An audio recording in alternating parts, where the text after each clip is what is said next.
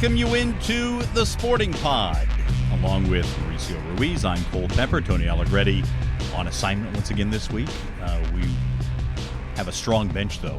I'll tell you about that in just a moment. I want to invite you to join us at the USL Championship Kickoff Watch Party at Island Wing Company, the Bartram Market location, starting at 4 o'clock on Saturday, if you're listening to this before March the 9th. A couple of games starting at 4, Memphis 901 against the Las Vegas Lights and New Mexico United against Pittsburgh Riverhounds. We'll have prizes to give away, opportunity to get some club merchandise, and have a great time while we're there. You can also sign up to be a member of Sporting Jacks. You can do that where you are right now, in fact. Just go to sportingjacks.com. There are discounts on team merch, special VIP events, and enter to win prizes. Plus, you can put down your season ticket deposit there as well. And as I mentioned, Mauricio, this is sort of like when Messi is getting some load management, and so he doesn't come in the first half, and you start him in the second half today on the podcast. And the reason I say that, of course, is we've got Becky Burleigh with us today. Big shoes. I don't think anyone could compare me to Messi ever. Listen, if we're comparing Tony Allegretti to anybody, we could probably get away with it. That's what I was trying to think. I was like, if Becky is Messi and she's replacing the starter, and the starter in this case is Tony. Maybe he's Suarez. I don't know. Is it Suarez? Like, who is someone from Everton? Right. You definitely. Think there's a conspiracy there every single time. So, yeah, those are big shoes. But I think Tony will be happy to pass along the baton. Definitely today, but let's see how today goes. Maybe it's a definite starter. That's a good point. We got to make room on the team, we right? Got competition here makes everybody better.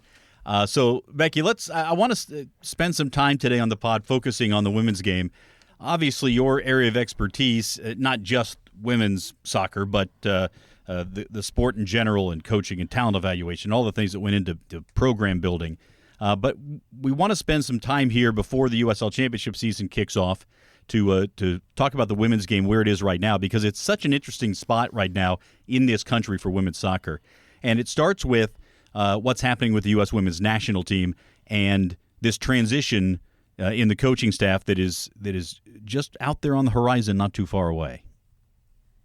Oh, man, I think people are so fired up about that. And, it's great to see what Twyla Kilgore has done in the meantime. I think she's done a great job of the interim coach, and it's fun to watch. I mean, last night was crazy. Let's just get that past. I mean, it was a slip and slide soccer game, but it was more just the grit that the team showed to manage through those conditions and to come out headed to the finals of the Gold Cup. Yeah, as we're recording this the day after the soccer match in a bathtub that was in San Diego.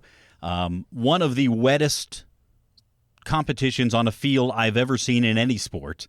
Of course, San Diego, not exactly used to having huge rainfalls. Usually, they used to say the easiest job in television was the meteorologist in San Diego because it was 72 and clear today and every day. But with that going on with the Gold Cup, yesterday, the United States getting the win in PKs, beating Canada. Alyssa Nair with 3 saves in the shootout and converted her PK. She was terrific. Let's talk about the team as it stands right now under Twyla Kilgore and what your expectations are here for the rest of the Gold Cup, and then the transition that's going to happen to Emma Hayes for her first match in charge on June the 1st. How do you expect this is all going to play out, Becky?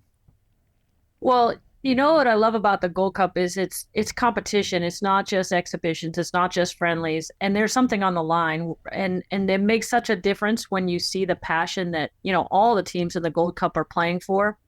So for me, like what Twyla's done is she's done a great job of kind of trying to bring out the best of the American qualities in terms of what people think about American soccer. And then what I'm excited about with Emma is to bring her brand of soccer and combine that. Because if you can put those two things together, man, that's tough to beat. And Becky, do you think she has, talking about Twyla right now as the interim, how much contact and influence do you think she's getting from Emma as far as now running the game itself? Because it's, you have to be there and you play with the tools in hand, but selection into the squad and potentially just a methodology in general, as as Emma's going to pick up here in the next couple months? Yeah, that's a really good question. I don't have any insider information on that. I know this, Emma's a pro and she's going to handle what she needs to handle in her current job to the highest extent that she can. But at the same time, it would be hard to believe that she isn't having some kind of contact with Twyla and having some input into what's going on. And that's not to take away from Twyla either, because ultimately you still have to execute what's happening. And I think it's going to be a great transition based on what we're seeing right now. You know, her last match at Chelsea for Emma Hayes is May the 18th, and then her first match in charge of the U.S. June the 1st against South Korea. They'll also play against South Korea on June the 4th, so a doubleheader friendlies there. And then she'll have 2 more matches before the Olympics get going in Paris. Play starts there around July the 25th. And to have these 2 competitions, to have the Gold Cup and then to have the Olympics back-to-back with 2 different coaches, I think is going to be very helpful, Becky, for a lot of soccer fans to be able to compare the styles and approaches, and also to compare how players respond to the way they're utilized by these two coaches. And I would imagine it would be beneficial for Emma Hayes as well to be able to compare to what's happening right now with Twyla Kilgore's approach to say, okay, well, I'm not getting as much out of this player as Twyla did, so maybe I need to find a way to get that done. And the fact that, as you mentioned, is competition and not exhibition, she should be able to pull an awful lot of information, I would think, as she starts in with the job. Yeah, absolutely. I mean, there's nothing like competition for evaluation. And I think that's what's great about this. You know, in an ideal world, would it have been great to have Emma in charge right now to be able to carry us through into the Olympics? Absolutely. But that's just not the way it's going to work out because of the contract situations. But I think in terms of the way that it's worked out with Twyla being that person, it's great because she's a familiar face. She was, with the team under the last regime. That takes a transition person it's not like we're getting a brand new coach and then again a brand new coach. I feel like it's a very smooth succession plan. Yeah, which is going to be very important especially for the returning players who have have some experience and are going to bring some of that expertise and some of that background in. I will say this though, there are some players who are not going to be particularly experienced overall who are going to probably play key roles for the United States in the Olympics, and one of those has been the revelation of this tournament, 19-year-old Jaedyn Shaw. 4 goals in this tournament. She has scored 6 goals in 9 caps at 19 years old. Are we looking at the next big thing? You hate to put expectations on someone at this young of an age, but she's certainly delivering. And it's fun to watch because, even last night, you could look at the goal that she scored last night and think about that as, okay, it's a poor pass back that gets stuck in a puddle and she scores. But that takes some awareness. It takes some awareness of where you are on the field, what the conditions are on the field at that point, her decision to continue to follow the back pass back. And I mean, I think that she's just got some things in her tool belt that are things that are hard to coach, and it's fun to watch. I mean, she's 19, so, she's younger than many of the players you coached at Florida, and she's doing this. Remarkable. Absolutely. Yeah. Do you think there are a lot of players that are hoping to get a call into the Olympics? As we know, in women's soccer, the Olympics is still, next to the World Cup, and at one point maybe even was bigger than the World Cup. And obviously the World Cup has taken its huge momentum, and now it's a massive event on the women's side as well. But the Olympics still matters a lot on the women's side, right? And especially for the U.S. Do you think there are certain players that are not in this Gold Cup roster that are looking at some of these young players like Shaw and going, uh-oh, do I have a shot of making the Olympic team here now? Or, how do you think those 2 rosters will shift, and whose stock is up and whose stock is down? Gosh, that's such an interesting question because, even this roster has changed based on injuries and things like that going into the Gold Cup. And you've got to think that this is an important competition lead up to the Olympics because it's a competition. But at the same time, I think that's what the beauty of pro leagues are for the national team. You get an opportunity to see these players in action in competition as well. despite the fact that it's not with the national team, it is still very much a game-ready situation for them to be seen in. And they'll be playing the final Sunday night against Brazil, Mauricio, in San Diego. Hopefully a drier San Diego by the time we get to that game. Much drier, and I would imagine it's not cold there either. Otherwise, Brazilians will have a difficult time. But, you think about the way that's, this experiment with the Gold Cup for these young players have worked out. You get to play Mexico, and there was a defeat, so learn lesson there. And then you get to play your CONCACAF juggernaut in Canada, which has been really dominant in the last couple of years as well. And now you get Brazil, which you have a huge history in Brazil. And I was mentioning before, in the sporting, in our office, the Brazil hasn't been able to kind of get that notch above the U.S. in a lot of the major competitions. And, maybe this being an opportunity, Brazil's always kind of up and down a little bit. But for the U.S. and these younger players and this new transition, what an opportunity to have these really large, monumental, games with names, Mexico, Canada, and now Brazil. Let's see how they do going into a final, because there's competition and then there are finals in competition. So this is a final game against a pretty big name. Yeah, this is gonna be fun to watch. Yeah, and it's not only that too, but you got to think about, like, these teams are also in transition. You think about Brazil has brought in a ton of young players, and they're in a transition from some of their older players out too. And that's what just makes, like, I think Cole, you stated this from the very start, like, women's soccer worldwide is in a great situation right now. We're seeing so many stars emerge. Let's not forget Colombia either. Like, I mean, there's games and teams and superstars everywhere now. And it makes it just not easy to take anything for granted, whether it's with the U.S. players getting invited into camp or whether it's an opponent that the U.S. is playing. And I think that makes for a very, very exciting viewing environment. All right, let's move off from the Gold Cup now and focus on what's happening in August with the launch of the USL Super League. And once again, this is another situation where the women's game is having more access and exposure and opportunities coming off of the Olympics. It's going to be very interesting to see if there are players who are playing for their national teams in the Olympics who want to play in the United States who say, you know what, I'm going to give this a shot. We haven't seen a lot of roster building yet in the USL Super League. That surprises me a little bit, Becky. I don't know if you're surprised about it or not, but I thought after the first division ruling that we'd start to see a whole lot more in terms of signings being discussed. What are your expectations in terms of rosters starting to get put together for the Super League? Well, I do wonder if at some level there's some gamesmanship and, like, let's keep some of it under wraps until we have to. But I think it's going to be fun to watch this all develop. I said this before, but those teams that are starting in 24 are going to just be such an amazing case study for the teams that are starting later in terms of what they do, what works, how they do it.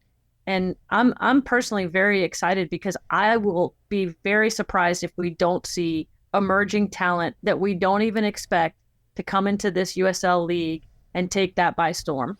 Yeah, and I've always answered that, the question with, is there enough talent in this country? Exactly what you just said, Becky. How can a country this big not have enough talent? We just don't have enough opportunities for those talent to be developed and to be identified and to be placed, and showcased to everyone.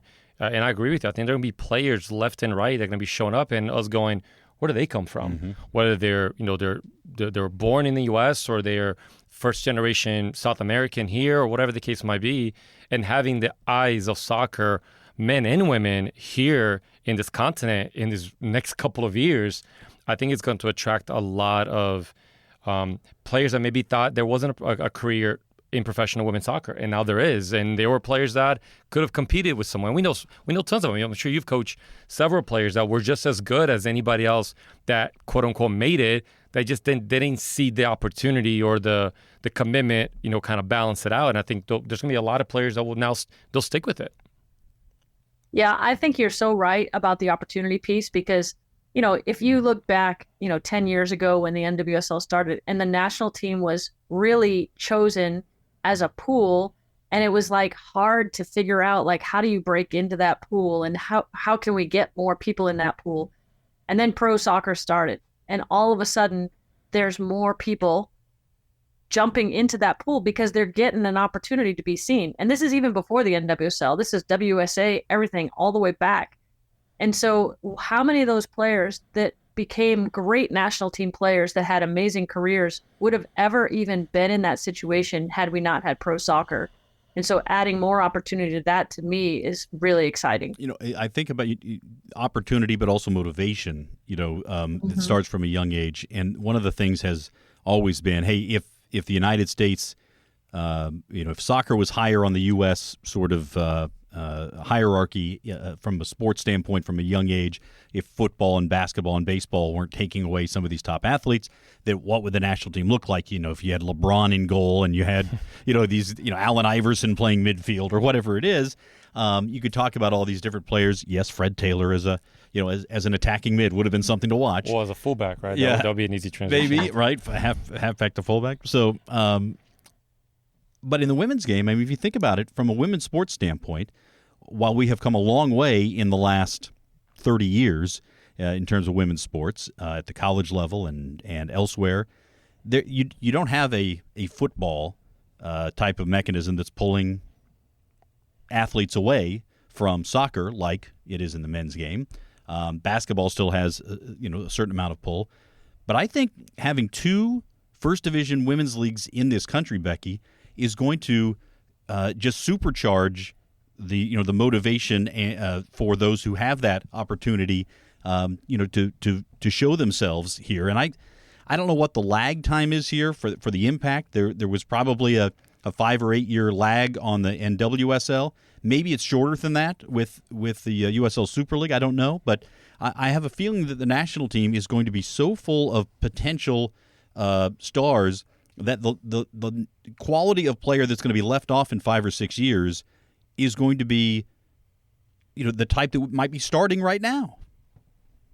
Yeah, you make a great point about that because, we all know that competition helps raise all boats, right? And so for me, when you see these opportunities for people to come and play, it's like, you're right, the lag time, who knows? Like these kids that are 15 right now, maybe they are the people who, when they're 19 or 20, like Jaedyn Shaw, they see like way more opportunity, which gives them more motivation and more ability to shoot for the stars there. And who knows even how it impacts like the college pathway. Is there a different pathway now than just going from college to the pros? And I know that there are people who have done that directly already, but with more opportunity, it'll be interesting to see the impact of all of it. And I don't know if this has been talked about.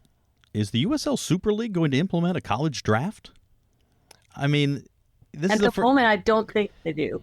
I haven't heard it talked. I just wonder, though, if that's something as a first division league, if that's something that they would consider. No, and I think they haven't because they don't believe in that owning the player rights, similar to other leagues, general American leagues in the U.S. I think it's very much it's going to continue to be an open market, even though it's tier 1. It could be an example and a pioneer in how to be a major league sport in this country, where you have to bid out for the players and you have to offer the better situations and the better contracts and sell it like it is done everywhere, all over the world, and not just say, well, we own you because we selected you first in some made-up constitution that we decided to govern.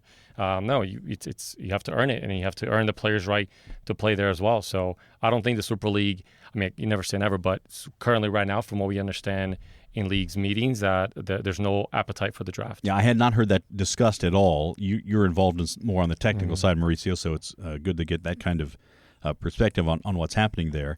But to see the impact that another pro league, what I'm in the short term most interested to see is, will there be players who become stars during the Olympics who suddenly think, okay, maybe their profile is raised, particularly those who are international, the scouting of international women's players depends on the resources that clubs have to find them. If somebody suddenly from Cameroon or from South Korea or something suddenly Zambia, right? It just happened, right? If this happens, then all of a sudden, it's going to be very interesting to see if any USL Super League teams go, you know what? That's a star we want to build around. Well, that happens around the World Cup environment, right? And we've seen that on both sides of it. We've seen, Real Madrid sign, James Rodriguez a while back for this multi-million-dollar, because he had a great World Cup in 2014, and he's done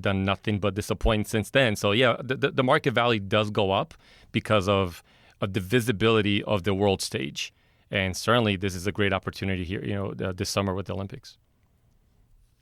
Yeah, we'll see how that all plays out. Jacksonville's a great destination. That's true. Hey, no state tax. We've got great weather. We've got Becky Burleigh. How much better can you get? We got good drainage in our fields too. Yes, so. right. Absolutely. Just note San Diego. The other level of soccer I wanted to touch on today is with the high school soccer. Of course, we had Ponte Vedra and Creekside both winning state championships here recently, and of course St. John's Country Day, Bartram Trail. We've got so many great programs in the area, and I'm thinking about we talked about the pathway to pros, and Becky, I want to tap into your experience here. How much has it changed, the gap between high school players and pro players? How much has that changed over the course of the last 10 years? And I'm talking about a pro domestically. And how much of a difference is that gap going to undergo with the USL Super League coming in? And I know this is sort of a conceptual question, but the impact on the steps that it takes to go from being a high school star to being, a pro who can play and contribute to a club.